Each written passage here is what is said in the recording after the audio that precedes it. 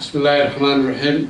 السلام عليكم دمانتين با وسير وحمانت الشرف وينوا إن هالكن نوري شوفتو وأن كوسو مرتقالينو أو الشرف نوتهاي إن نو فريسو حفيزكي سوماليلاند واشنطن دي سي سيد كور هيسو حفيزك روين مدابان كشقينين سيدي لو قلبين لها ومانتا وديارة إن لو شقيو قرن كي شعبك سوماليلاند waxaan kugu soo dhaweynaa wasiir inaad xafiiska noo furto maanta. bismillaahi raxmaani raxiim. waxay farxad iyo sharaf ah inaan kala soo qayb galo maanta oo salaasaa bishu tahay 23 May furitaanka xafiiska Somaliland ee waddankan Mareykanka.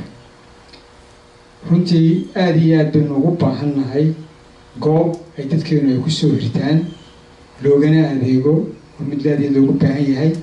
waxaan jeclaan uga mahad celiyo safiirka iyo ciddii kale ee kala hawl gashay sidii xafiiskan loo dhisi lahaa ee loo qalabayn lahaa. waa xafiis aad iyo aad u qurux badan.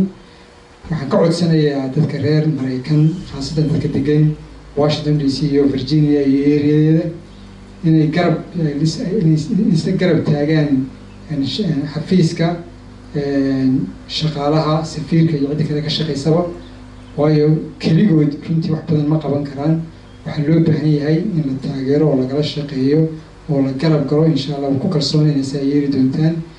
waxaan kaloo jeclahay munaasabaddan aan ka faa'iidaysto oo aan ugu baaqo dadka reer Somaliland Mareykanka inay ka qayb galaan lacag ururintii loo ururinayay dadkii ku tabaaloobay abaaraha iyo sidii loo hortegi lahayn abaaraha soo socda labada uga diyaar garoobi lahayn.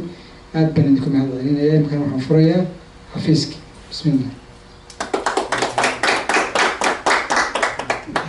wasiir soo socda iminka waxaan tutusaynaa qaybaha uu xafiisku ka kooban yahay.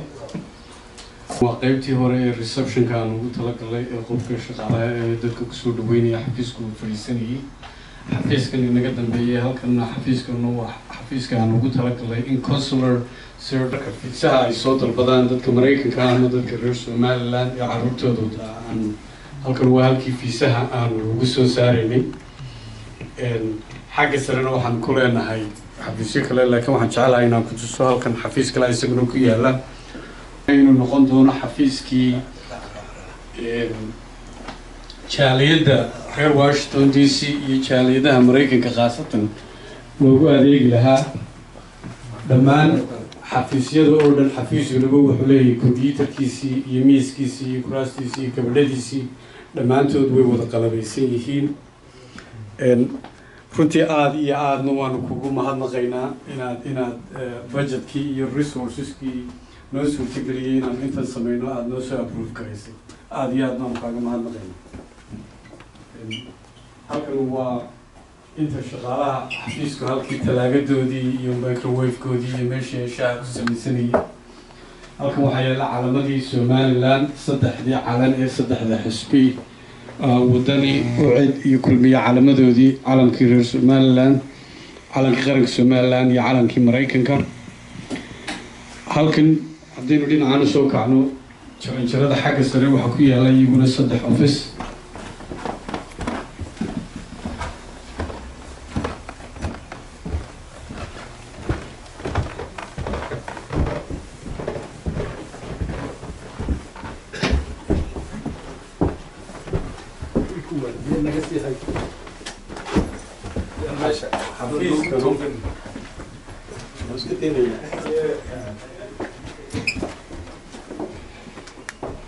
xafiiskanu waa xafiiskii aan ugu talagalay shirarka. marka runtii waa xafiiska shirarka ee ay mishanka Somaliland leeyihiin. waa sidaad u aragto waa xafiis aanu anaguna shirarkayga ku qarsanayno wixii dad ay noo yimaadana aanu kula kulmayno. mid kale waa xafiis noo suurtagelinaya haddii aanu jaaliyadda laftigeeda la kulmayno inaanu halkan kula kalano. markaa waxaanu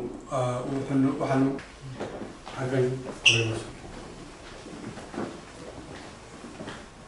xafiiskan dhinaceenu kan waa storage waanu isticmaalaa alaabtaan ku guranaa xafiiskanu waxa weeye xafiiskayga oo waa xafiiska wakiilka Somaliland halkan ayuu anigu xafiiska halkan weeye xafiiska shaqada ku qabtaa markaa dhammaan xafiiska marka la isku wada daro wuxuu ka kooban yahay xafiiska aad maanta noo furtay 6 xafiis waxaa ku jira xafiiskii shirarka waxaa ku jira xafiiskii consularka iyo fiisayaashii loogu qabanayay waxaa ku jira reception area markaa runtii waa xafiis u diyaaray shaqada qaranka loogu qabto mar labaadna waxaan ku noqonayaa inaan aad iyo aad kugu mahadnaqo in aad noo suurtagelisay inaynu xafiiska ku furano waddanka Mareykanka waxaan noqon doonaa aad ugu rajo weynahay aan kugu ballan qaadayna inuu noqdo xafiis loogu shaqeeyo qaranka Somaliland waxaan runtii rabaa inaan kelmad kale ku daro oo aan aad iyo aad ugu mahadnaqo dad badan oo jaaliyadeena ka mid ah oo runtii nagala shaqeeyay sidii aan xafiiskan ama qalabeyntiisa ama alaabta soo guristeeda ama ideeda markaa runtii waxaan rabaa inaan jaaliyada laftigeeda u mahadnaqo ka qayb qaadashada nagala qayb qaatay sidii aan xafiiska ugu furi lahay iyo sidii alaabta qaarkood aan u keeni lahay adigana waxaan kaaga mahadnaqaynaa